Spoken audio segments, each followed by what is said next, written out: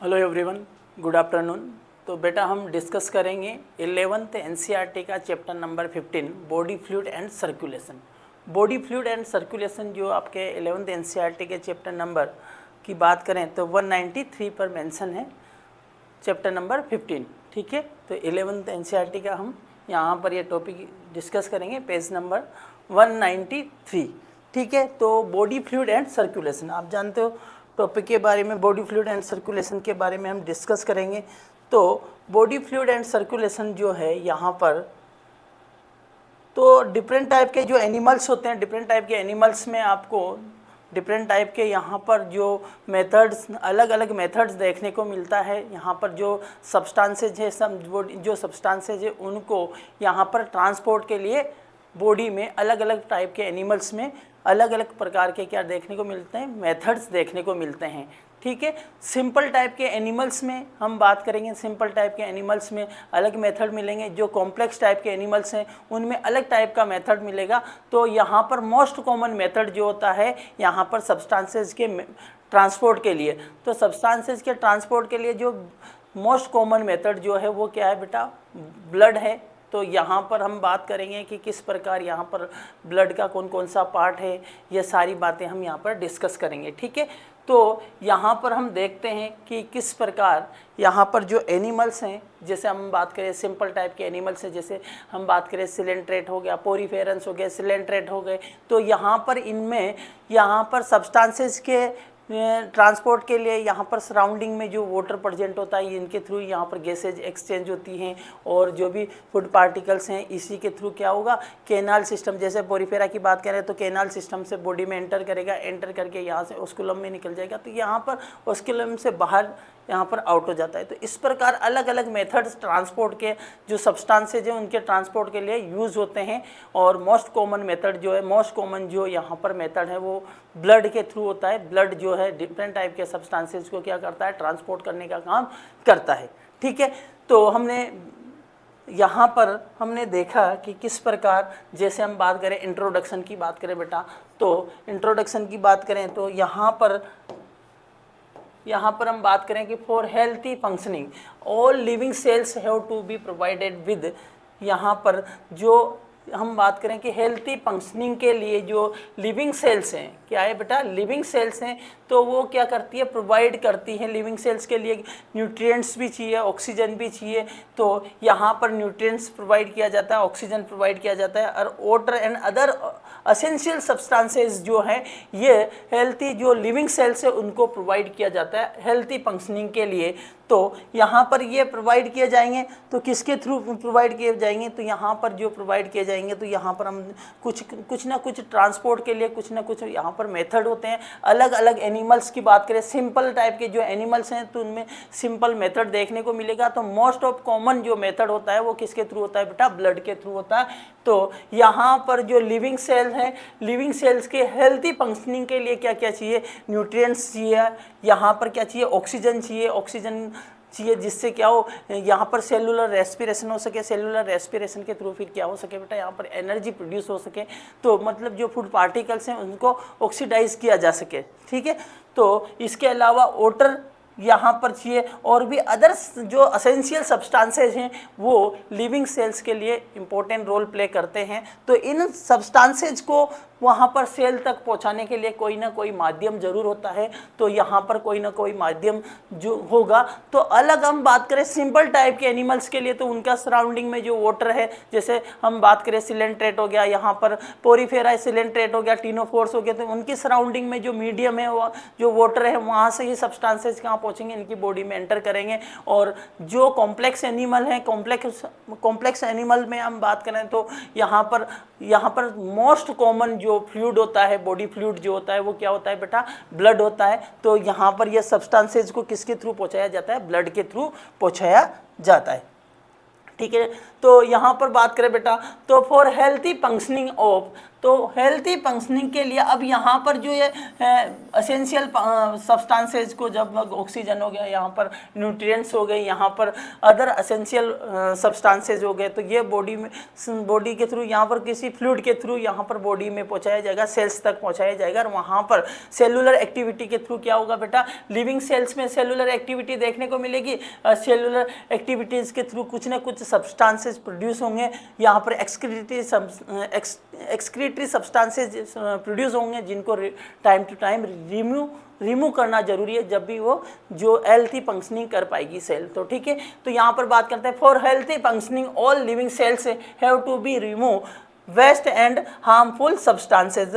तो वेस्ट जो यहाँ पर एसेंशियल सब्सटेंसेज के थ्रू, यहाँ पर जो हम इसके थ्रू जो वेस्ट मटेरियल का फॉर्मेशन होता है सेलुलर एक्टिविटीज़ के थ्रू, तो इनको टाइम टू टाइम बॉडी से, सेल से रिमूव करना भी ज़रूरी है उनके हेल्थी फंक्शनिंग के लिए।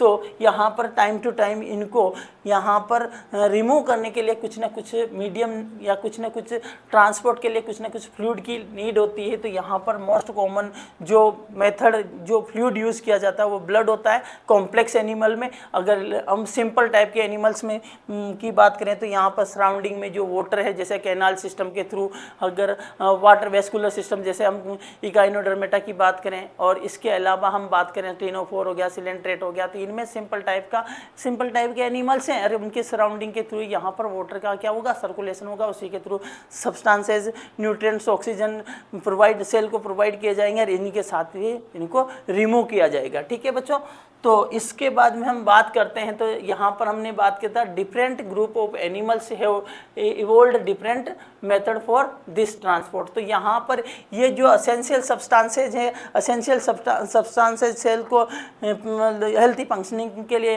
ये सब्सटेंसेज चाहिए, जैसे ऑक्सीजन हो गया, यहाँ पर हम बात करें ऑक्सीजन के अलावा हम बात करें बेटा, यहाँ पर वाटर हो गया, एसेंशियल सब्सटेंसेज हो गए, और न्यूट्रिएंट्स हो गए। इसके साथ साथ जो सेलुलर एक्टिविटीज़ के थ्रू जो यहाँ पर वेस्ट या हार्मफुल सब्सटेंसेस जो बने हैं सेलुलर एक्टिविटीज़ को, अब इनको भी टाइम टू टाइम क्या किया जाएगा, ये सेल से रिमूव किया जाएगा, जिससे वो हेल्थी फंक्शनिंग कर सके।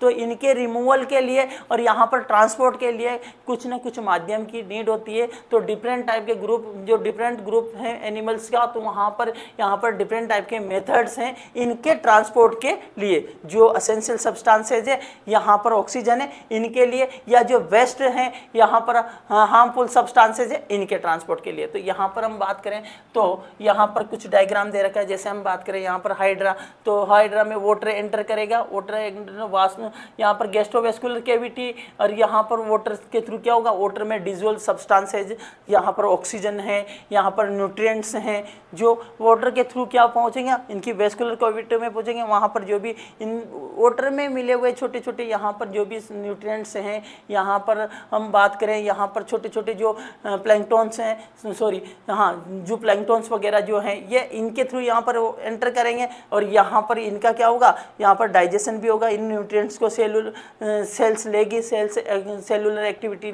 के लिए यूज़ करेगी, और इन्हीं के थ्रू, वाटर के थ्रू, ये जो इनके थ्रू सेलुलर एक्टिविटीज़ के थ्रू क्या होगा बेटा, सेलुलर एक्टिविटीज़ के जो सब्सटेंसेज, एक्सक्रीटरी सब्सटेंसेज हम बात करें, हार्मफुल सब्सटेंसेज, उसको वाटर के थ्रू बाहर निकाल दिया जाएगा। वाटर के थ्रू या यहाँ पर यूजफुल सब्सटेंसेज आएंगे, और यहाँ पर जो सेलुलर एक्टिविटीज़ के जो हार्मफुल सब्सटेंसेज बने वो वाटर के थ्रू ही बाहर निकाल दिया जाएगा। इसी प्रकार हम बात करें स्पंज की बात करें, स्पंजेस की बात करें, जो पोरीफेरा जो है फर्स्ट एनिमल्स जो हम उनको बोलते हैं यहाँ पर, तो पोरीफेरा जो सिंपल टाइप के एनिमल्स हैं, इनमें क्या पाए जाएंगे, केनाल सिस्टम पाया जाता है, और यहाँ पर वाटर क्या करता है, इन वाटर क्या करता है बेटा, वाटर इन ओस्टिया के थ्रू एंटर करता है, वाटर इन ओस्टिया के थ्रू एंटर करता है, और वाटर में डिजोल्व ऑक्सीजन, वाटर में जो फूड सब्सटेंसेज है वो भी न्यूट्रिएंट्स जो होंगे वाटर के थ्रू क्या होंगे, इन ओस्टिया में एंटर करेंगे, और ये स्पंजोसिल कैविटी में यहाँ से फिर ये ओस्कुलम से बाहर निकल जाएंगे। ओस्कुलम से कहाँ निकल जाएंगे,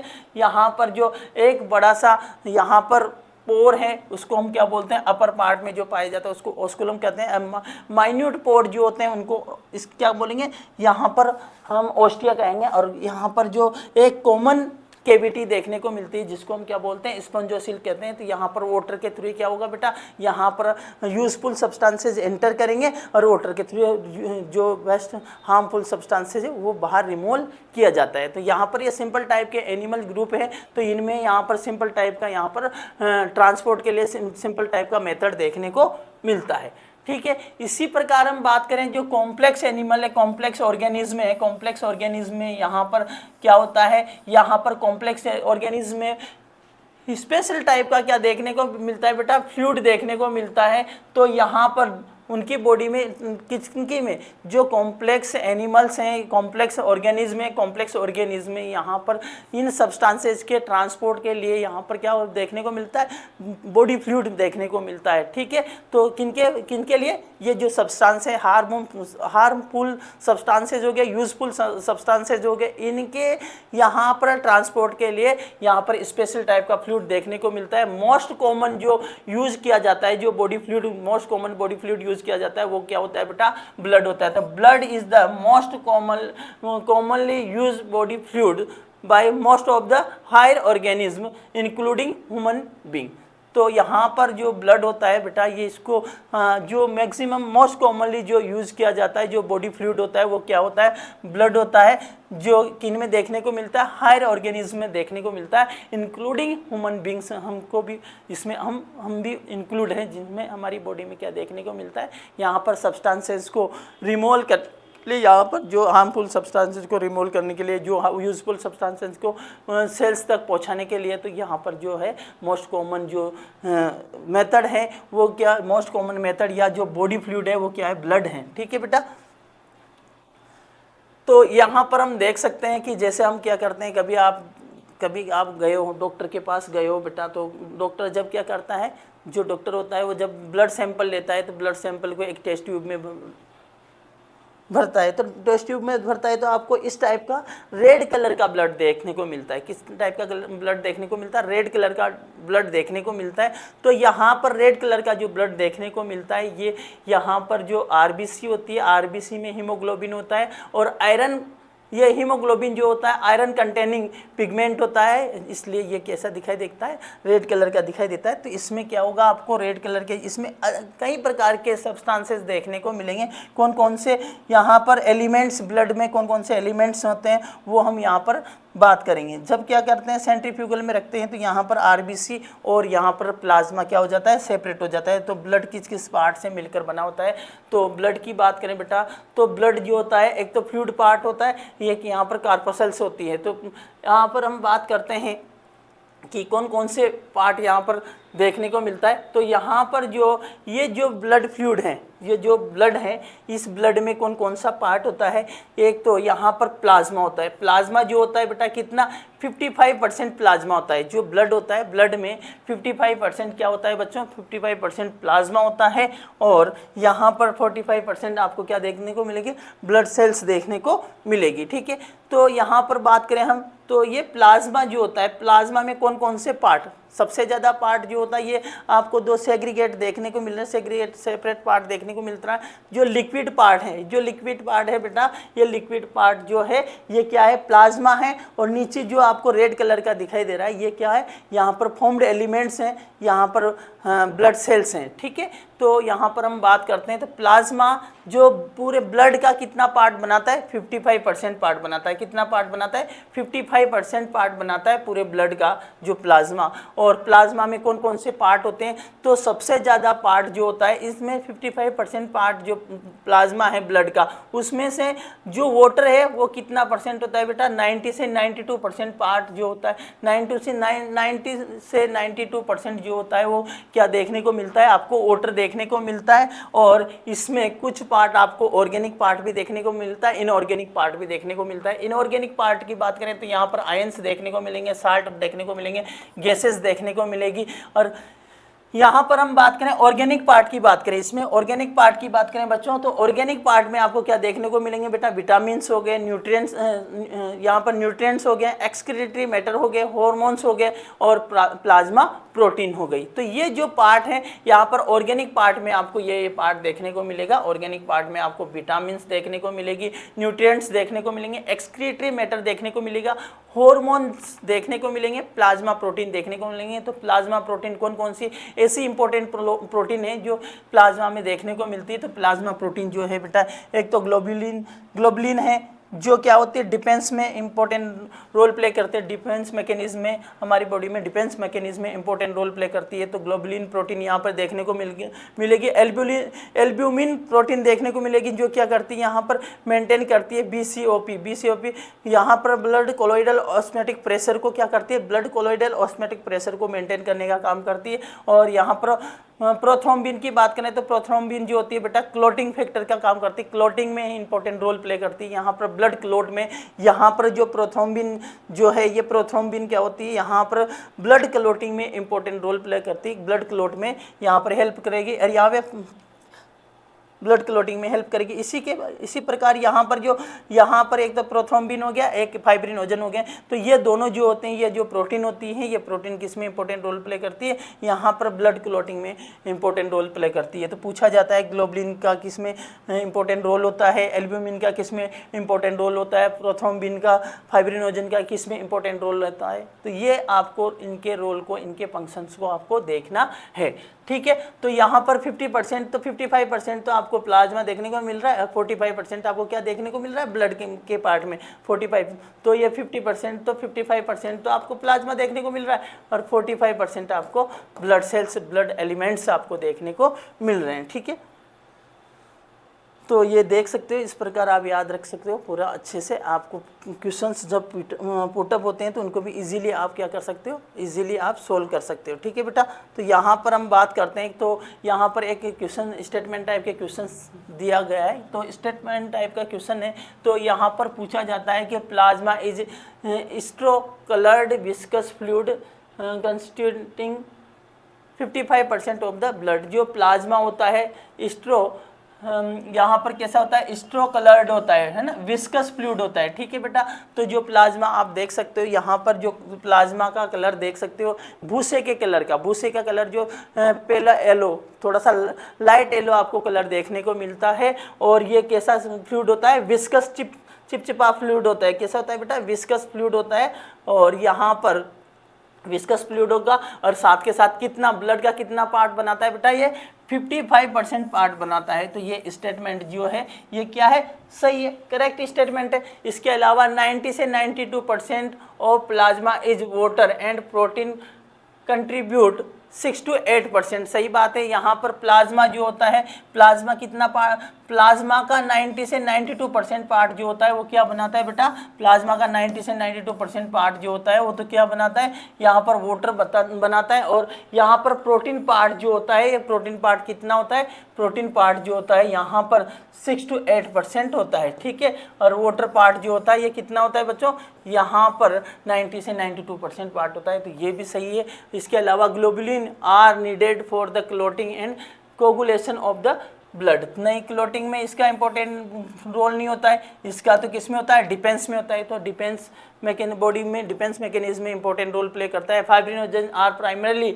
involve in the defence mechanism of the body. तो यहाँ पर यह डिफेंस मैकेनिज्म में नहीं होता, इसका तो क्लोटिंग में, ब्लड क्लोटिंग में इंपॉर्टेंट रोल होता है। तो ये वाला तो यहाँ पर टू स्टेटमेंट तो कैसे हैं बच्चों, टू स्टेटमेंट तो यहाँ पर करेक्ट है और टू स्टेटमेंट आपके इनकरेक्ट है। तो आपका आंसर कौन सा चला जाएगा बेटा, यहाँ पर थर्ड। अब हम बात करते हैं यहाँ पर असर्शन रीजन टाइप का क्वेश्चन है। तो the serum of human blood will not coagulate, यहाँ पर सही है। तो यहाँ पर जो सीरम होता है, सीरम जो होता है बेटा, सीरम किसे कहते हैं, तो जो प्लाज्मा होता है विदाउट क्लोटिंग फैक्टर, जो प्लाज्मा होता है, प्लाज्मा में से हम क्लोटिंग फैक्टर को माइनस कर देते हैं, प्लाज्मा में से क्लोटिंग फैक्टर को माइनस कर दोगे तो जो बचेगा उसको हम क्या बोलते हैं, प्लाज्मा। प्लाज्मा में से आप क्या, आपने क्या माइनस कर दिया, clotting factor. Clotting factor minus कर दिया तो यही क्या होता है, सीरम होता है। ठीक है बेटा, तो यहाँ पर क्या होगा, तो यहाँ पर अब यहाँ पर कोगुलेट होगा ही नहीं क्योंकि यहाँ पर क्लोटिंग फैक्टर है ही नहीं इसमें। तो यहाँ पर serum of human blood, the serum of human blood will not coagulate, क्योंकि यहाँ पर जो प्लाज्मा होता है उसमें से क्लोटिंग फैक्टर को अगर हम माइनस कर देते हैं तो जो प्लाज्मा बचता है उसी को हम क्या बोलते हैं, सीरम बोलते हैं। Clotting factor are absent, clotting factor are absent, clotting factor are यहाँ पर एक मिनट, तो क्लोटिंग फैक्टर आर एब्सेंट,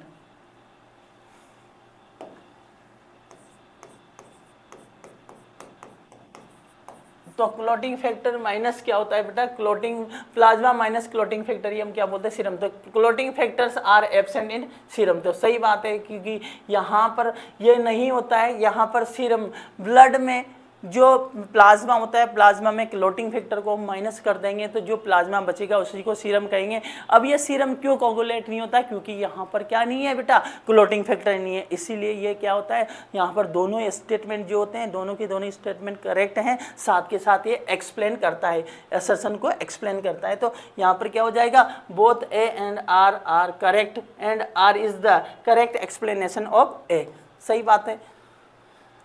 इसके बाद में नेक्स्ट क्वेश्चन जो है वो भी स्टेटमेंट टाइप का क्वेश्चन है, choose the number of correct statement. तो यहाँ पर नंबर ऑफ करेक्ट स्टेटमेंट आपको चूज करना है, कौन कौन से। तो ए healthy individual has 12 to 16 gram of haemoglobin पर लीटर नहीं 100 ml, 100 ml ब्लड में क्या होता है बेटा, यहाँ पर 12 से 16 ग्राम क्या पाया जाता है, 16 ग्राम यहाँ पर आपको हीमोग्लोबिन देखने को मिलता है, पर कि कितने में, 100 ml ब्लड में। ठीक है, तो लीटर में, तो ये बस ऑप्शन जो है आपका क्या हो जाएगा, यहाँ पर रॉन्ग हो जाएगा।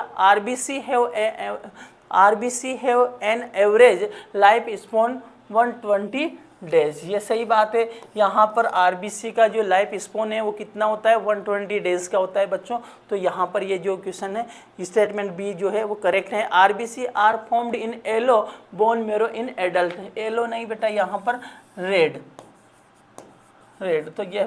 तो यहाँ पर ये वाला स्टेटमेंट सी जो है वो भी क्या होगा, यहाँ पर रॉन्ग होगा। RBC are divide of nucleus in mammals, सही है। जो एडल्ट आरबीसी होते हैं, एडल्ट आरबीसी में जो होता है बच्चों, एडल्ट आरबीसी में जो न्यूक्लियस जो होता है उसमें एब्सेंट होता है। क्या एब्सेंट होता है बेटा, न्यूक्लियस जो होता है वो एब्सेंट होता है। तो ये एक तो स्टेटमेंट ए यहाँ पर, सॉरी ए और यहाँ पर बात करें सी जो है इनकरेक्ट है और बी और डी जो है यहाँ पर करेक्ट है। तो कौन सा आंसर हो जाएगा आपका, स्टेटमेंट 2 स्टेटमेंट यहाँ पर करेक्ट है, 2 स्टेटमेंट यहाँ पर इनकरेक्ट है। यहाँ पर नेक्स्ट क्वेश्चन की बात करें तो adult human RBC are enucleated with which of the following statement is are the most appropriate explanation for this feature.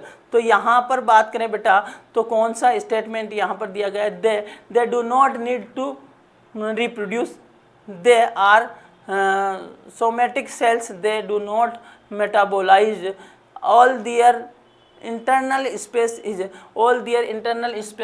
available for the oxygen transport। तो यहाँ पर सबसे मोस्ट अप्रोप्रिएट आंसर की बात करें तो बेटा मोस्ट अप्रोप्रिएट आंसर कौन सा हो जाएगा, यहाँ पर 4 हो जाएगा, क्योंकि यहाँ पर जो आरबीसी होती है, आरबीसी में क्या देखने को मिलेगा, यहाँ पर न्यूक्लियस एब्सेंट होता है, क्योंकि यहाँ पर आरबीसी का काम क्या है, आरबीसी में जो हीमोग्लोबिन होता है वो क्या करते हैं, ऑक्सी हीमोग्लोबिन की फॉर्म में यहाँ पर ऑक्सीजन यहाँ पर गैसेज के ट्रांसपोर्ट में इंपॉर्टेंट रोल प्ले करती है। तो जितना ज़्यादा स्पेस होगा उतना ही ज़्यादा क्या कर पाएगी यहाँ पर, ये यहाँ पर ट्रांसपोर्ट कर पाएगी। तो स्पेस किसके लिए चाहिए, यहाँ पर गैसेज के ट्रांसपोर्ट के लिए चाहिए। तो ऑक्सीजन ट्रांसपोर्ट के लिए इनको स्पेस चाहिए, तो यहाँ पर क्या होता है, यहाँ पर इनके इंटरनल स्पेस को नीड होती है ज़्यादा, तो ये इसलिए यहाँ पर क्या होता है, यहाँ पर न्यूक्लियस जो होता है एब्सेंट होता है। ठीक है, तो यहाँ पर कौन सा हो जाएगा आपका सही, यहाँ पर डी ऑप्शन जो है मोस्ट अप्रोप्रिएट आंसर होगा। ठीक है,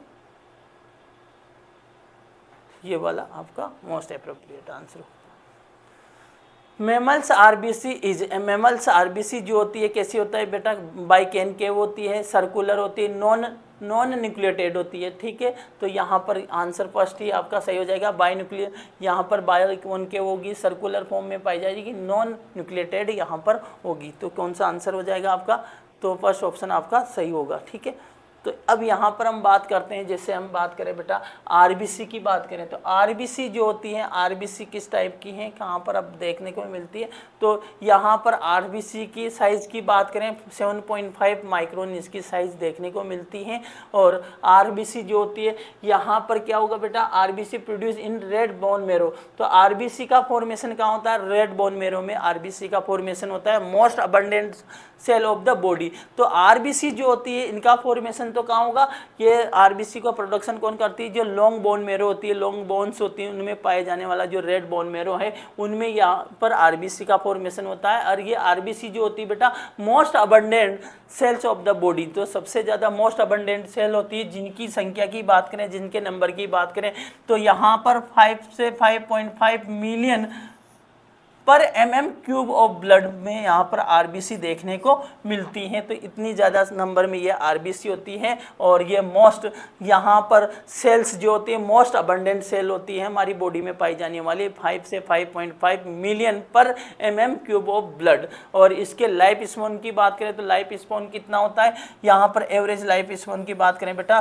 तो 120 डेज का यहाँ पर आरबीसी का होता है। इनकी यहाँ पर इनकी शेप की बात करें तो बाइकॉनकेव शेप यहाँ पर होती है, बाइकॉनकेव शेप, हाँ यहाँ पर भी सही लिखा हुआ। तो यहाँ पर शेप कैसी होती है, बाइकॉनकेव होती है। जैसे अपन क्या बाइकॉनकेव किसे कहेंगे, जैसे आप किसी फुटबॉल को क्या करते हैं, उसकी हवा निकाल कर दोनों साइड से आप इसको पिचका दो, पिचकाने के बाद में जो शेप होता है वो कैसा शेप होता है, बाइकॉनकेव शेप होता है। ठीक है बेटा, तो यहाँ पर ये आपको डिस्क लाइक देखने को मिल रही है। तो ये जो आरबीसी होती है इसकी शेप कैसी होती है, बाइकॉनकेव होती है। और यहाँ पर हम बात करें बेटा तो ये जो आरबीसी होती है red in colour due to the presence of haemoglobin, तो इनका रेड कलर जो होता है हीमोग्लोबिन के कारण होता है। हीमोग्लोबिन जो होता है ये यहाँ पर हीमोग्लोबिन जो होता है बेटा आयरन कंटेनिंग पिगमेंट है। हीमोग्लोबिन जो आयरन कंटेनिंग पिगमेंट है, यहाँ पर आयरन प्रेजेंट होता है, तो इसके कारण आयरन कंटेनिंग पिगमेंट होता है ये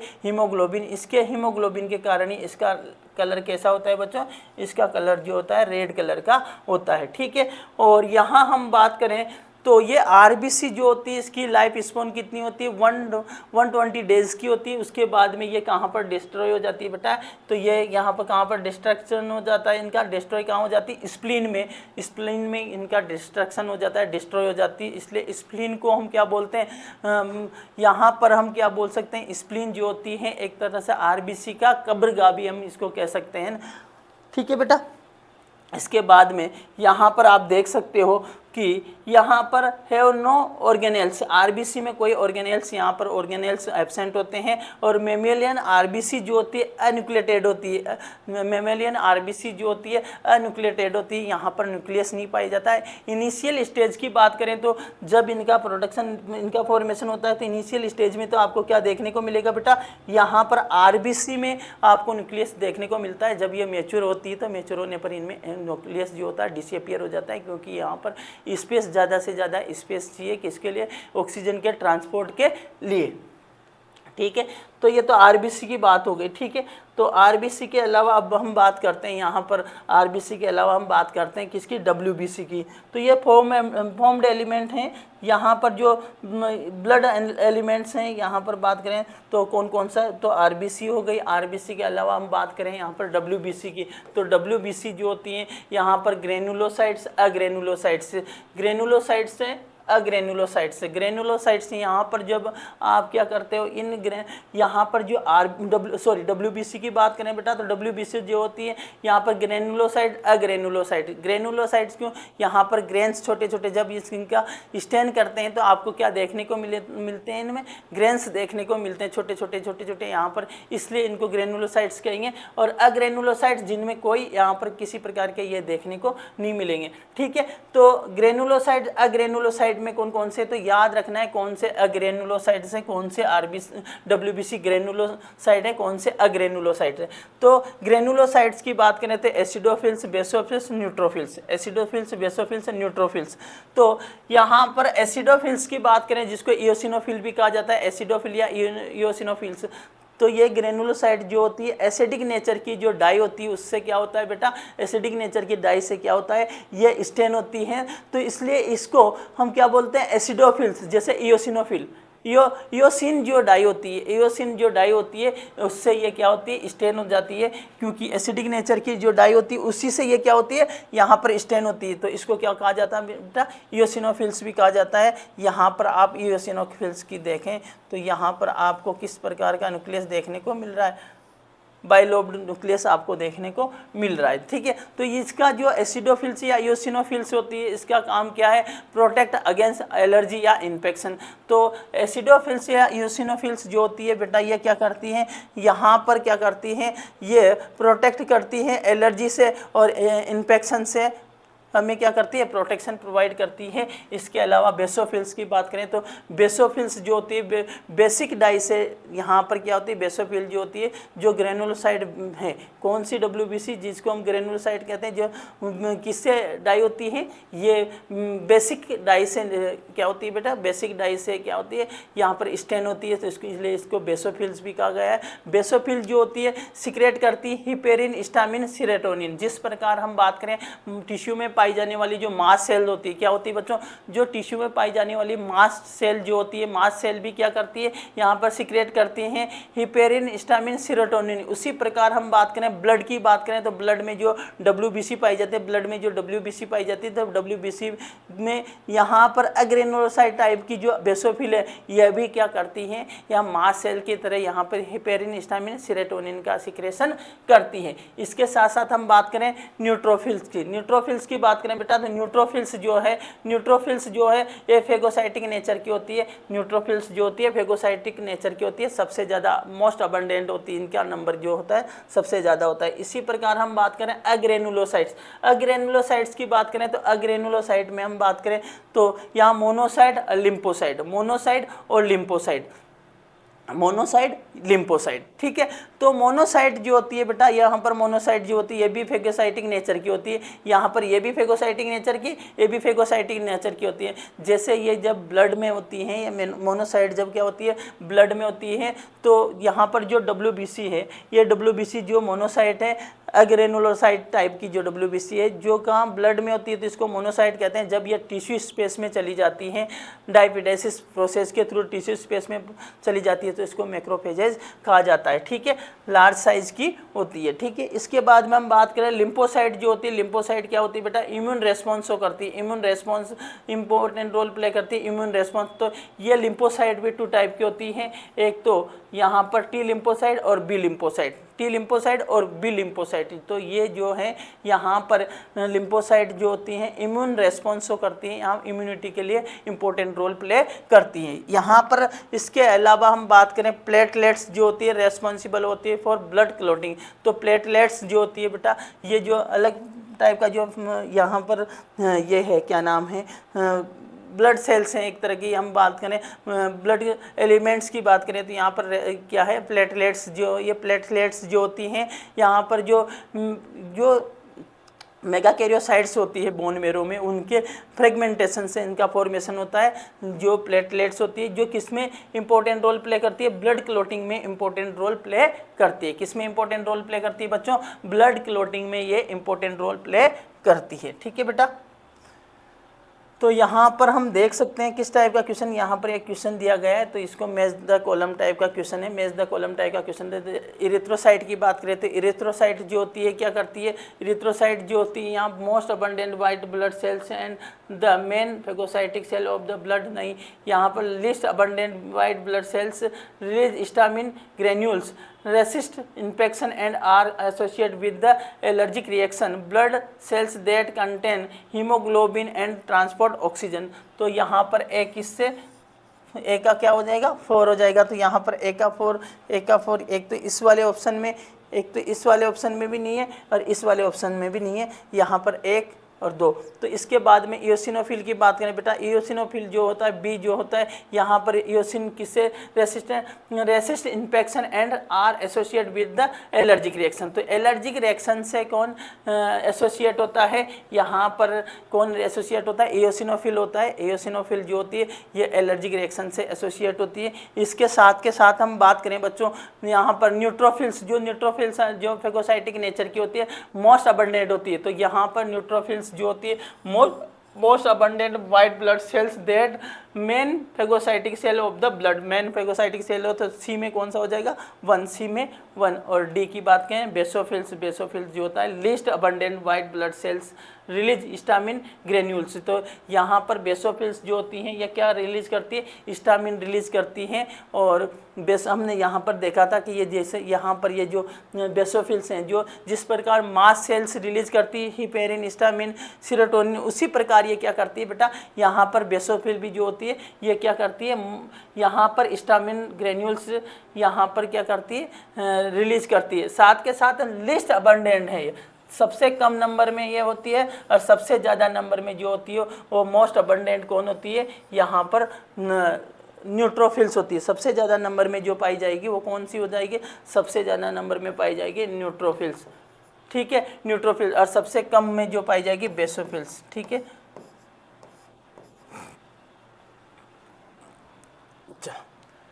ये तो कौन सा हो जाएगा आपका आंसर फर्स्ट, ठीक है। नेक्स्ट क्वेश्चन की बात करें तो यहाँ पर नेक्स्ट क्वेश्चन जो दिया गया है स्टेटमेंट टाइप का है बेटा। तो स्टेटमेंट फर्स्ट की बात करें तो यहाँ पर स्टेटमेंट क्या होगा, यहाँ पर देखो first statement a reduction in the number of thrombocytes can lead to clotting disorder. सही बात है। अगर क्या होता है यहाँ पर जो थ्रोम्बोसाइट्स हैं, थ्रोम्बोसाइट्स या प्लेटलेट्स, जिनको प्लेटलेट्स को थ्रोम्बोसाइट्स भी कहा जाता है, जो क्या करती है इंपॉर्टेंट रोल प्ले करती है। किसमें इंपॉर्टेंट रोल प्ले करती है बच्चों, यहाँ पर इंपॉर्टेंट रोल प्ले करती है, यहाँ पर किसमें बेटा, क्लॉटिंग में। तो ब्लड क्लॉटिंग में इंपॉर्टेंट रोल प्ले करती है। अगर इनका रिडक्शन हो जाएगा, इनका नंबर कम हो जाएगा, तो रिडक्शन इन नंबर, तो यहाँ पर क्या होगा, क्योंकि ये थ्रोम्बोसाइट जो होती हैं यहाँ पर इंपॉर्टेंट रोल प्ले करती है क्लॉटिंग में, तो अगर इनका नंबर कम हो जाएगा तो यहाँ पर क्लॉटिंग डिसऑर्डर होगा। तो स्टेटमेंट फर्स्ट जो होता है वो क्या होता है बच्चों, स्टेटमेंट फर्स्ट जो होता है वो क्या है, करेक्ट है। अगर सेकेंड स्टेटमेंट की बात करें बेटा, तो सेकेंड स्टेटमेंट जो गिवन है, megakaryocytes are fragments of the thrombocytes which are involved in coagulation। तो यहाँ पर megakaryocytes are fragments of thrombocyte, नहीं तो यहाँ पर मेगा कैरियोसाइट्स नहीं है, तो यहाँ पर मेगा कैरियोसाइट्स के फ्रेगमेंट्स है thrombocytes which are involve in coagulation. तो यहाँ पर ये क्या हुआ, megakaryocytes are fragments of thrombocyte के फ्रेगमेंट्स नहीं है।